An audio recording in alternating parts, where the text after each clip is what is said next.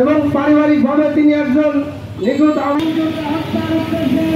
থেকে আর ভবিষ্যতে যাতে আইনের আওতায় এনে কঠোর শাস্তি দেওয়া না হয়। আমার মঞ্জুর হত্যার খুনিদের ফাঁসি চাই দিতে হবে।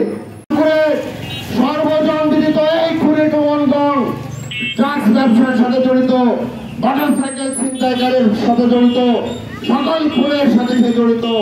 তারপরেও একটার পর একটা সে খুন করে যাচ্ছে, আমাদের মা বোনের কোল খালি করছে। তারপরে সে জামিনে এসে আবার এই হত্যাকাণ্ডে জড়িত হচ্ছে। বলতে চাই যে খুনি টুমনের তাড়াতাড়ি গ্রেফতার করা হোক এবং তাদের দৃষ্টান্তমূলক শাস্তি দাবি জানাচ্ছি আমরা।